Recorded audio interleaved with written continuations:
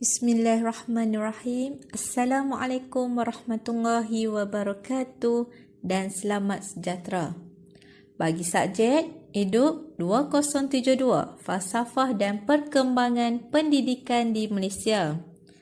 Okey, pertama sekali saya ingin memperkenalkan ahli kumpulan kami yang terdiri daripada 3 orang, iaitu saya sendiri, Nur Ira Hazira binti Abdul Halim. Seterusnya, sahabat saya Nurul Afifatul Husna binti Anwar dan Mutmainnah binti Mazlan. InsyaAllah kumpulan kami akan membentangkan tajuk Perkembangan Sistem Pendidikan di Malaysia selepas merdeka sehingga terbentuknya falsafah pendidikan kebangsaan. Okey, baiklah. Kita mulakan dengan sistem pendidikan selepas merdeka.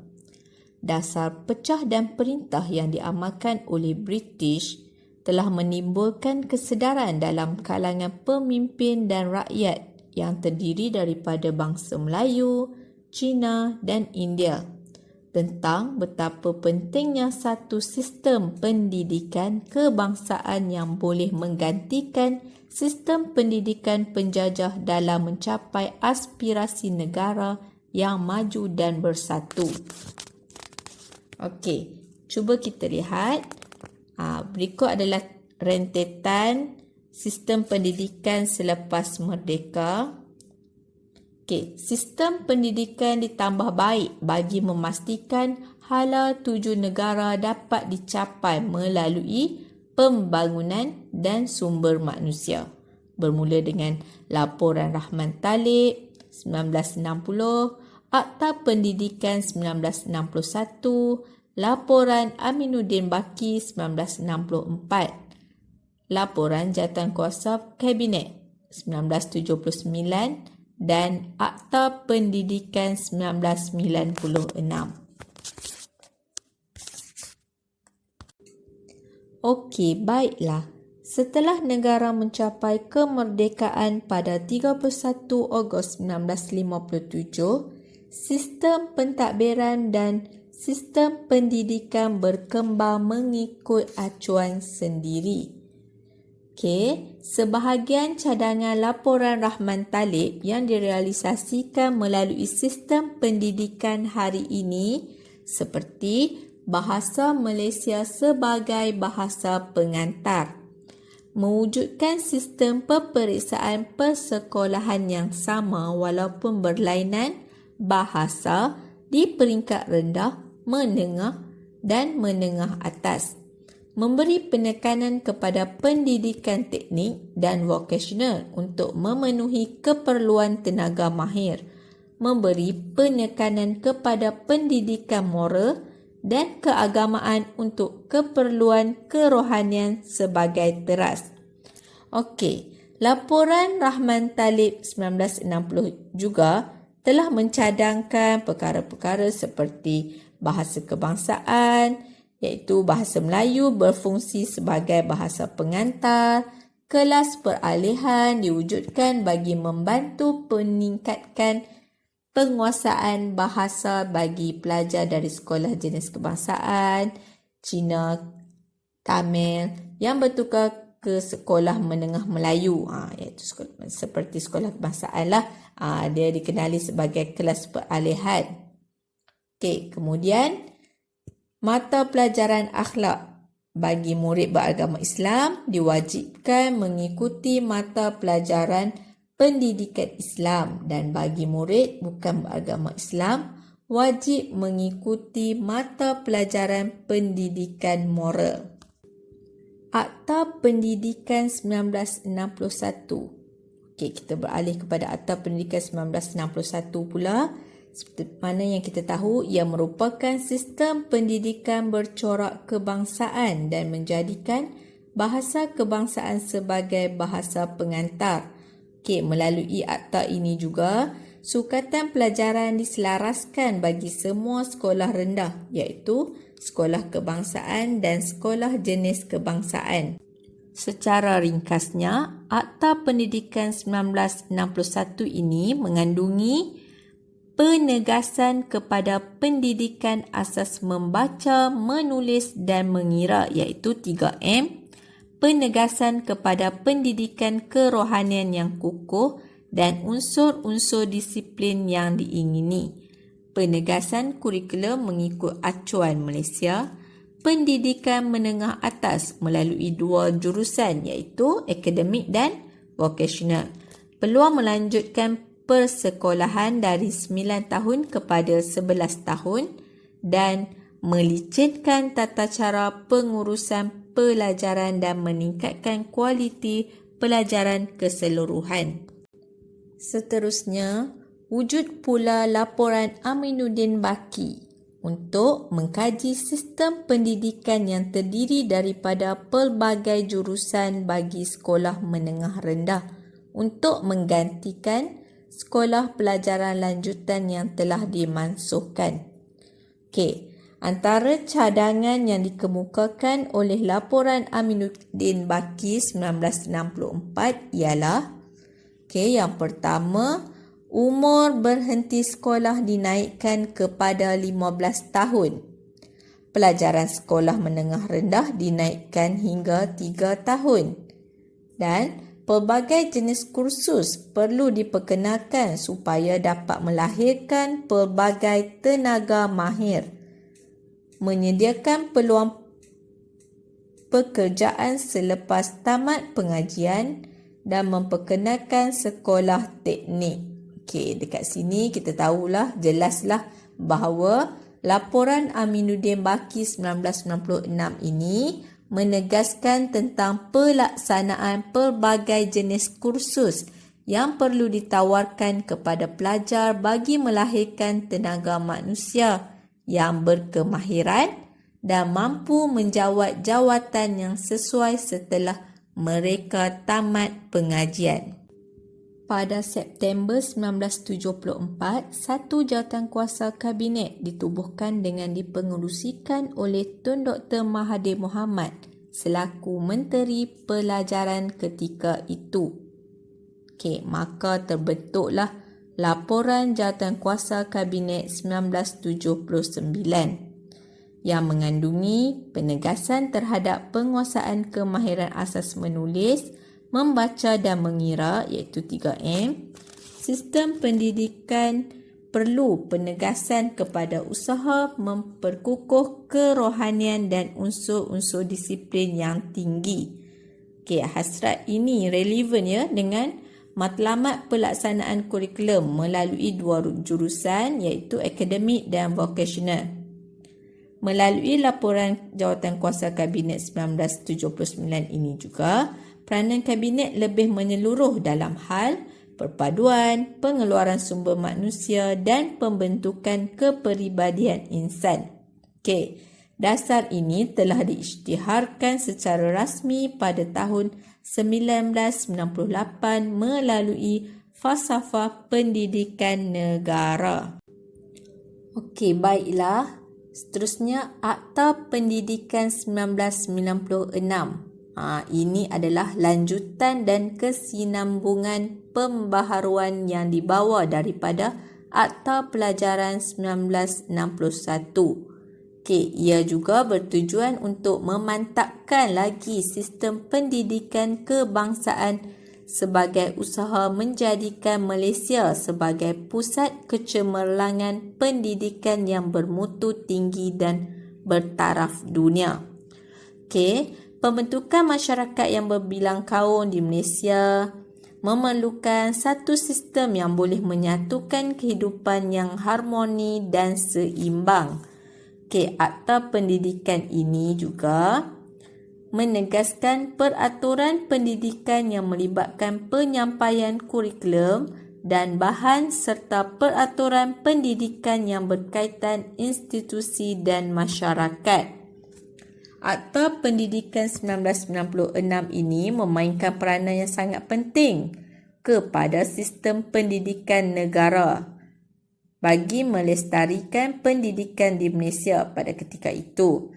Dan penggubalan Akta Pendidikan 1996 ini penting kerana apa ya? Kerana ia menjadi panduan untuk menjadikan sistem pendidikan lebih sistematik dan mantap.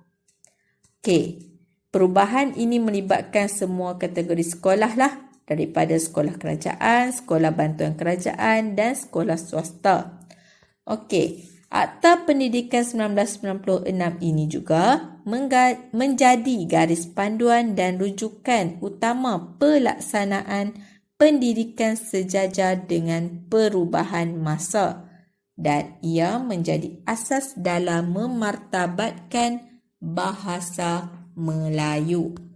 Secara rumusnya, dapatlah kita simpulkan sistem pendidikan ini sering ditambah baik mengikut peredaran masa dan akta dan laporan yang telah digubal ini merupakan asas atau permulaan dalam pembentukan falsafah pendidikan kebangsaan bagi melahirkan murid yang seimbang, jasmani, emosi, rohani, intelek dan sosial. Baiklah, seterusnya kita lihat kepada pendidikan masa kini. Konteks pendidikan pada masa kini memerlukan pengisian yang sentiasa relevan dan fleksibel untuk disesuaikan dengan perubahan keperluan literasi, teknologi maklumat dan komunikasi TMK dan ketidaktentuan dunia hari ini. Keperluan dan tuntutan perubahan ini telah melahirkan kerangka baharu dalam sistem pendidikan di Malaysia. PIPP ataupun Pelan Induk Pembangunan Pendidikan 2006 hingga 2010 bertujuan untuk menyediakan rakyat yang bersatu padu dan saling bekerjasama di samping merapatkan jurang pendidikan antara golongan luar bandar dan bandar serta antara kaum. Ini menurut Ishak Saad 2009. Seterusnya, asas PIPP adalah untuk mencapai matlamat dalam wawasan 2020, membangunkan model insan yang berilmu, berkemahiran progresif, bermoral dan beretika dengan kerangka pembangunan yang komprehensif. Okay, seterusnya kita lihat kepada 6 teras PIPP, 6 teras strategi PIPP yang berupaya untuk memperkukuhkan sistem pendidikan negara. Yang pertama adalah membina negara sejahtera, kedua membangun modal insan, ketiga memperkasa sekolah kebangsaan, keempat merapatkan jurang pendidikan, kelima memartabatkan profesion keguruan dan yang keenam melonjakkan kecemerlangan institusi pendidikan. Seperti yang kita sedia maklum, Pelan Induk Pembangunan Pendidikan ini mempunyai 6 teras strategi yang berupaya untuk memperkukuhkan sistem pendidikan negara. Okey. Teras yang pertama ialah membina negara bangsa. Antara usaha untuk memperkasakan teras ini adalah dengan usaha memperkasakan bahasa kebangsaan. Yang kedua adalah dengan memantapkan perpaduan dan integrasi nasional. Seterusnya, memupuk kecintaan terhadap seni, warisan dan budaya. Dan akhir sekali adalah dengan memupuk kefahaman yang jelas terhadap Islam hadari dalam membentuk pemikiran dan kehidupan. Seterusnya, teras yang kedua adalah membangun modal insan. Usaha untuk membangunkan modal insan ini digalas oleh Kementerian Pendidikan Malaysia, iaitu KPM. Modal insan yang ada pada ketika ini perlu dibangunkan dengan jati diri yang kukuh, berketerampilan, berkepribadian mulia, berpengetahuan dan berkemahiran tinggi bagi memenuhi keperluan negara maju menjelang 2020. Oleh itu, KPM telah mencapai teras ini dengan menyediakan peluang melalui mengembangkan potensi diri modal insan, lengkapkan diri dengan kemahiran dan membentuk ciri kepribadian dan perspektif hidup. Teras membangunkan modal insan, melengkapkan diri pelajar dengan kemahiran komunikasi berkesan, kebolehan menggunakan teknologi maklumat TMK dengan baik, berfikir secara kreatif dan kritis, mengamalkan pembelajaran sepanjang hayat dan nilai yang tinggi supaya berupaya menjadi pemimpin berkesan dalam keluarga dan masyarakat. Matlamat akhir teras membangun modal insan ini ialah berupaya untuk berfikir secara kreatif dan kritis, berkemahiran menyelesaikan masalah dan berkeupayaan untuk mencipta peluang-peluang baharu, mempunyai ketahanan serta kebolehan berhadapan dengan persekitaran dunia global yang sering berubah-ubah. Fokus dan strategi khusus dilaksanakan bagi mencapai hasrat ini dengan mengadakan lebih banyak pilihan pendidikan, meningkatkan keupayaan dan penguasaan ilmu, memupuk kemahiran dan keterampilan serta memantapkan kurikulum dan sukan, memantapkan sistem pentaksiran dan penilaian, pengurusan disiplin dan kerjasama KPM dengan pelbagai agensi. Teras ketiga dalam PIPP ialah memperkasa sekolah kebangsaan. Teras ini merujuk kepada sekolah rendah kebangsaan dan sekolah menengah harian yang menggunakan bahasa Melayu sebagai bahasa pengantar. Sekolah ini ditubuhkan sebagai sekolah aliran perdana bagi memupuk perpaduan rakyat Malaysia. Antara ciri sekolah kebangsaan perkasa ialah beraspirasi nasional, pencapaian akademik yang cemerlang dan pencapaian sosial yang cemerlang. Semua pelajar menguasai 3M iaitu membaca, menulis serta mengira, iklim dan budaya sekolah yang sihat, sistem sokongan yang kuat dan cukup, pemimpin dan guru yang cekap terlatih dan berkualiti, menawarkan bahasa Cina dan Tamil, penawaran dan pelaksanaan kurikulum berasaskan pelanggan dan penawaran dan pelaksanaan kurikulum berkesan. Antara strategi untuk menjadikan matlamat teras ini tercapai ialah dengan perluasan program prasekolah, pemantapan kepimpinan pengetua dan guru besar dan kualiti guru, pengukuhan budaya sekolah, peningkatan prestasi akademik sekolah kebangsaan, pemantapan kurikulum, pemantapan aktiviti kokurikulum dan sukan, penambahbaikan sistem sokongan, meningkatkan kualiti prasarana dan prestasi sekolah kebangsaan. Okey, seterusnya yang keempat, teras PIPP ialah merapatkan jurang pendidikan. Teras PIPP ini adalah untuk merapatkan perbezaan tahap pendidikan yang wujud antara pelajar mengikut lokasi, tahap sosioekonomi dan keupayaan. Teras ini adalah untuk memastikan semua sekolah dan pelajar mempunyai peluang dan keupayaan yang sama untuk mencapai kecemerlangan. Antara jurang pendidikan yang wujud ialah jurang pendidikan antara pencapaian pelajar, jurang penguasaan digital, jurang sosioekonomi, jurang antara pelajar normal dan pendidikan khas dan juga jurang bandar dan luar bandar. Teras yang kelima ialah memartabatkan profesyen perguruan. Teras ini menjadi tumpuan kerana melibatkan peranan guru sebagai sumber utama pengetahuan. Guru perlu kreatif dan inovatif untuk menjadikan sistem penyampaian PDP menjadi lebih efektif, menarik dan menyeronokkan. Melalui teras dalam PIPP, peranan guru telah diperkasa menjadi pemudah cara dalam PDP sebagai ejen perubahan dan sumber inspirasi kepada pelajar. Dasar KPM adalah untuk memartabatkan profesyen pendidikan dengan meningkatkan kualiti kerjaya dan kebajikan guru melalui strategi seperti menambah baik sistem pemilihan calon guru, memantapkan latihan perguruan, memantapkan kerjaya guru, menambah baik persekitaran kerja dan kebajikan guru, serta memantapkan perancangan dan pengurusan sumber manusia. Teras yang terakhir ialah teras melonjakkan kecemerlangan institusi pendidikan. Hasrat KPM adalah untuk membangunkan sistem pendidikan bertaraf dunia untuk melahirkan model insan yang berupaya untuk bersaing dalam era yang mencabar ini. Melalui PIPP, institusi-institusi model boleh dijadikan contoh oleh institusi pendidikan lain dalam kelompok yang sama. Institusi model ini akan menjadi showcase pada peringkat antarabangsa di samping membantu menjadikan Malaysia sebagai pusat kecemerlangan pendidikan. Secara ringkasannya ialah kejayaan PIPP ini bergantung kepada komitmen semua pihak untuk menjayakan agenda ini. PIPP merupakan panduan bagi KPM untuk melaksanakan peranan secara lebih terancang, terarah dan berfokus.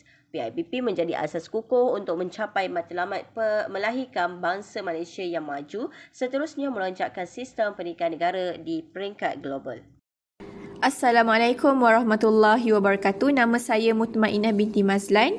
Saya akan teruskan pembentangan tentang tajuk Pelan Pembangunan Pendidikan Malaysia.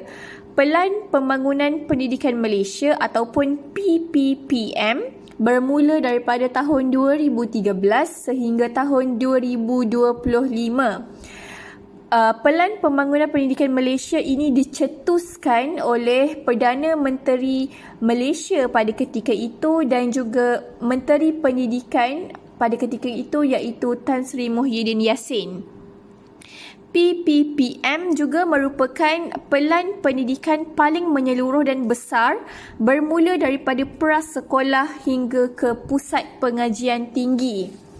Antara 5 aspirasi sistem pendidikan Malaysia yang ada dalam Pelan Pembangunan Pendidikan Malaysia ialah yang pertama adalah akses, iaitu 100% enrolment merentas semua peringkat pendidikan daripada prasekolah hingga menengah atas menjelang tahun 2020. Yang kedua iaitu kualiti.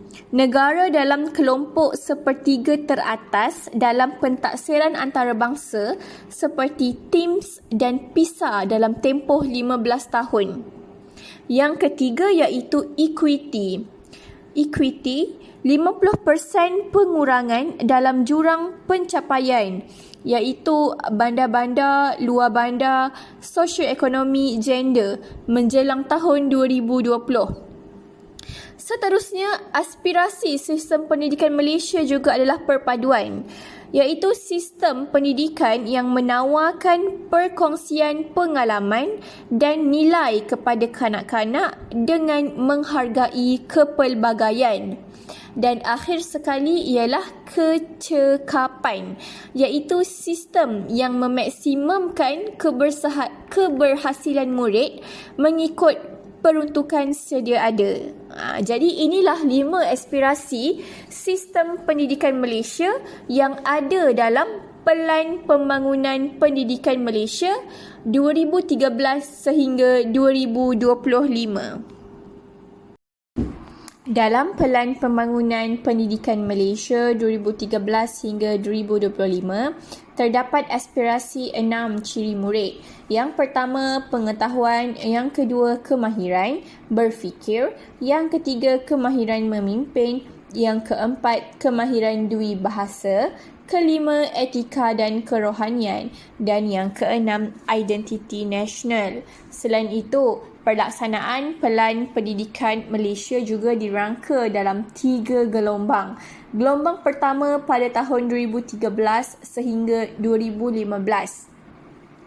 Gelombang pertama dari tahun 2013 ini memberi penekanan kepada usaha menambah baik sistem dengan mempercepat perubahan kaedah pelaksanaan program.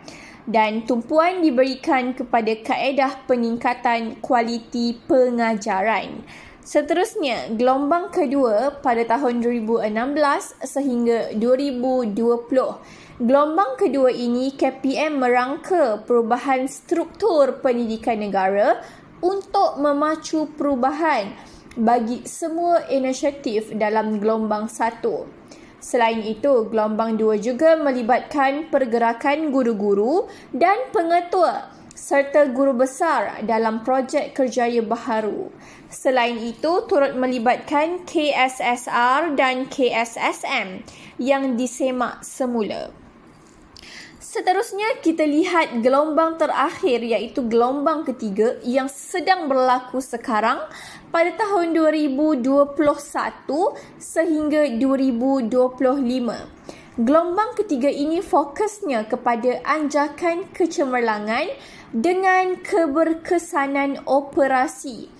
Pada fasa ini, sekolah perlu membangunkan sistem pengkalan kemajuan kendiri yang mampu mencetuskan inovasi untuk pencapaian yang lebih baik. Baiklah, kita perhatikan pula 11 anjakan utama untuk mentransformasi sistem pendidikan negara. Ada 11 anjakan utama. Yang pertama adalah kesamarataan akses kepada pendidikan bertaraf antarabangsa. Yang kedua, murid menguasai bahasa Malaysia dan bahasa Inggeris. Yang ketiga, melahirkan rakyat yang menghayati nilai murni. Yang keempat, guru sebagai profesion pilihan. Yang kelima, pemimpin berprestasi tinggi di sekolah-sekolah. Yang keenam, JPN, PPD dan sekolah menyediakan keperluan di sekolah-sekolah. Yang ketujuh, memanfaatkan ICT untuk meningkatkan kualiti murid. Yang kelapan, mentransformasi kebolehan penyampaian kementerian. Yang kesembilan, bekerjasama dengan ibu bapa, komuniti dan sektor swasta. Yang kesepuluh, memaksimumkan keberhasilan murid bagi setiap ringgit. Dan yang terakhir iaitu yang ke-11, meningkatkan ketelusan untuk informasi umum. Jadi mari kita lihat apakah implikasi perkembangan pendidikan di Malaysia. Yang pertama adalah memberi implikasi terhadap perancangan dan penggubalan reka bentuk kurikulum pendidikan. Yang kedua, pendidikan teknik dan vokasional diperkenalkan telah memberi peluang untuk kemahiran disalurkan mengikut bidang. Yang ketiga, menambah baik sistem pendidikan dan keperluan sekolah. Dan yang terakhir, menimbulkan kesedaran terhadap pentingnya penambahbaikan dalam pelaksanaan. Jadi itulah implikasi kepada perkembangan pendidikan. Rumusan daripada perbentangan kita pada hari ini ialah sejarah pendidikan negara menyaksikan evolusi perkembangan dengan catatan cabaran tersendiri yang perlu dijadikan iktibar oleh generasi hari ini. Tuntutan dan kehendak daripada pelbagai pihak ditangani secara harmoni dan direalisasikan dengan mengekalkan maklumat yang dihasratkan.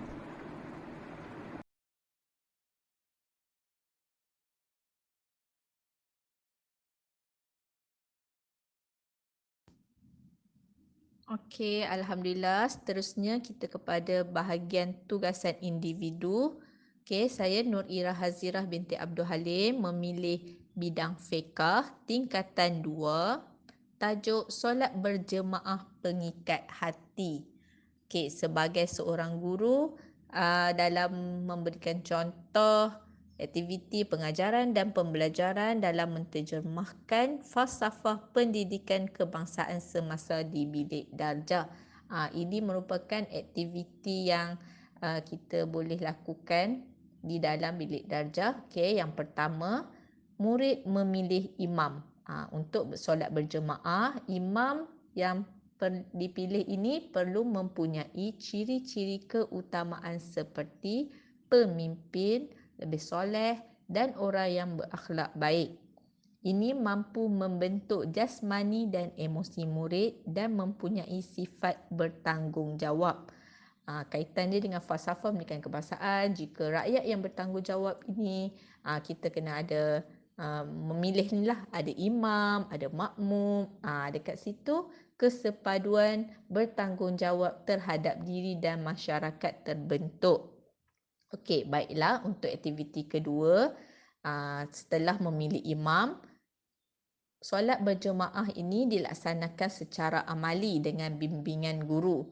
Okey, murid perlu berilmu pengetahuan dalam menyusun kedudukan imam dan makmum serta mengetahui kelebihan solat secara berjemaah.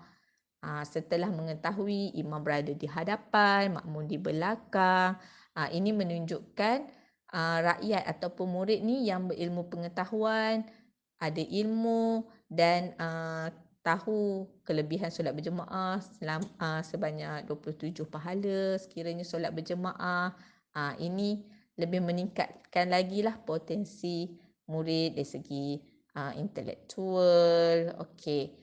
Perhubungan sosial dapat dijalin antara makmum. Dekat sini kita tak adalah bila murid tu buat aktiviti nak tolak ke depan, ke belakang. Kiranya semua berada dalam saf yang sama.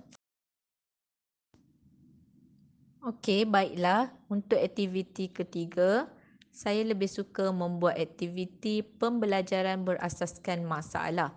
Kiranya guru akan memberi contoh situasi makmum masbuk. Kemudian, murid perlu menjelaskan melalui perbuatan dan pertuturan. Murid perlu berfikir lebih kritis agar ia dapat dilaksanakan dengan sempurna. Okey, murid juga dapat memahami bahawa apabila solat secara berjemaah dapat solat pada awal waktu. Apabila solat berjemaah, solat awal waktu dan tidak berlakulah makmum masbuk. Kiranya makmum dapat solat bersama-sama dengan imam dari awalnya.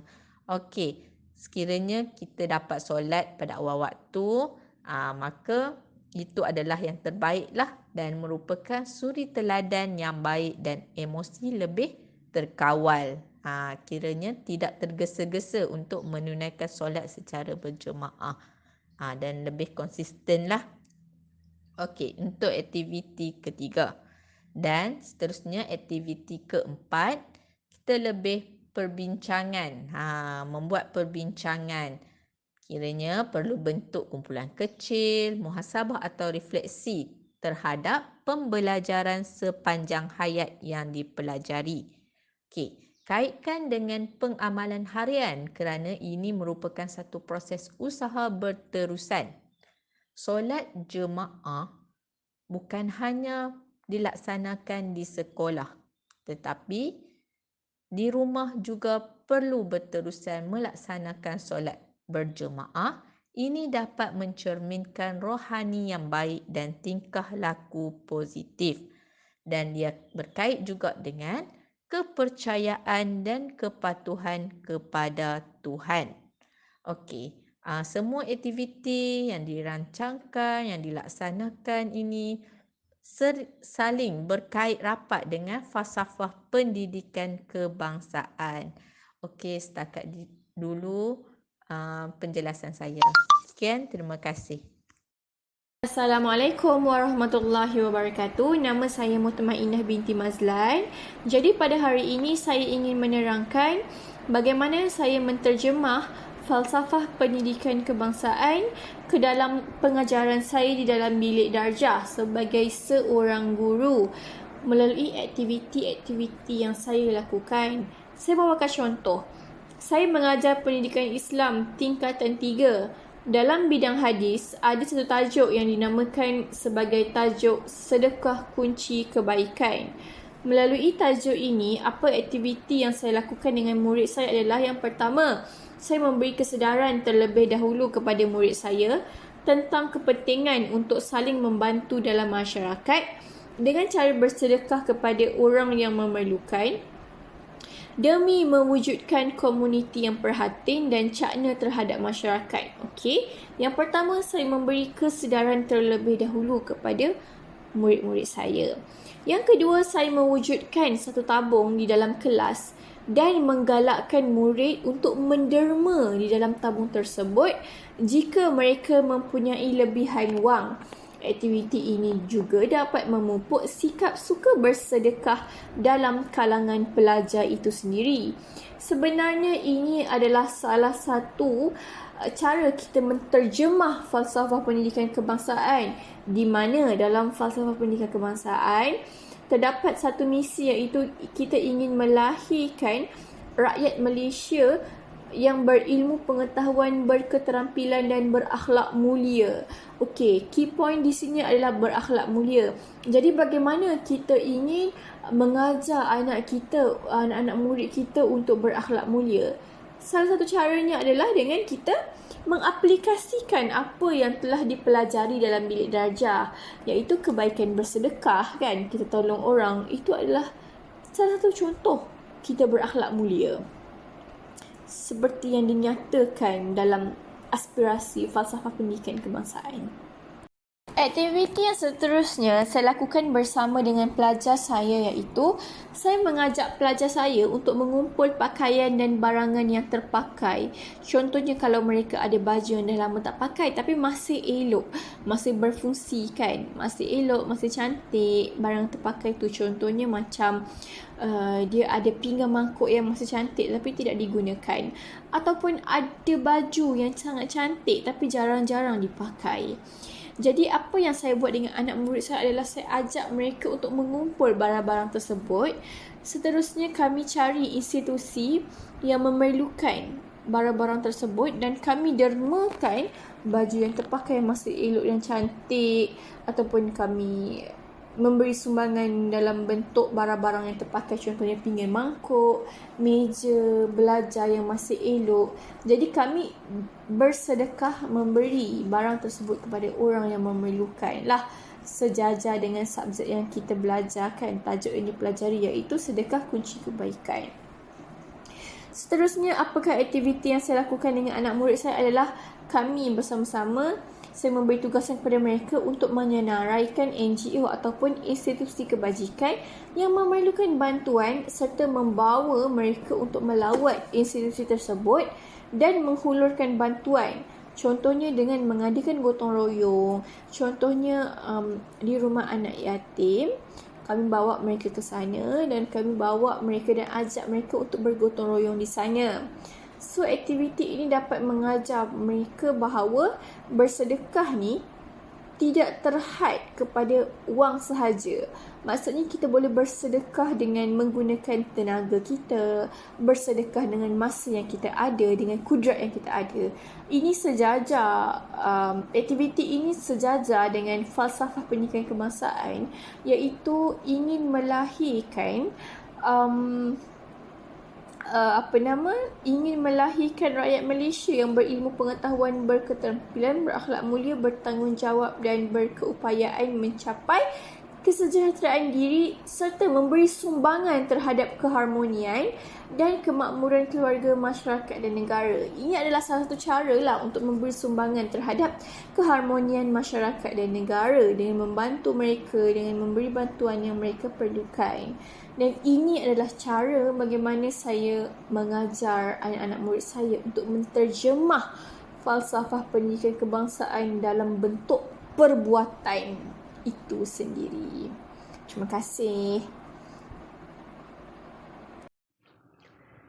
Berdasarkan falsafah pendidikan kebangsaan FPK, setiap aktiviti pendidikan diadakan bagi mencapai intipati utama dalam FPK, itu melahirkan insan seimbang dari segi jasmani, emosi, rohani dan intelektual. Begitu juga dengan saya dalam melaksanakan aktiviti-aktiviti PDP dalam kelas dengan berpusatkan ataupun berasaskan kepada falsafah pendidikan kebangsaan. Antara aktiviti yang saya jalankan kepada pelajar saya adalah seperti aktiviti berbincang dalam kumpulan melalui tajuk bidang sirah tingkatan 2, tajuk kepimpinan Rasulullah SAW di Madinah.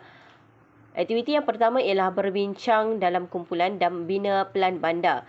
Bandar tersebut mestilah dilengkapi dengan prasarana yang diperlukan dalam sesebuah bandar. Semasa aktiviti ini dijalankan, pelajar akan dapat mengembangkan potensi diri dengan berfikir secara kreatif dan kritis semasa proses pembinaan pelan bandar tersebut.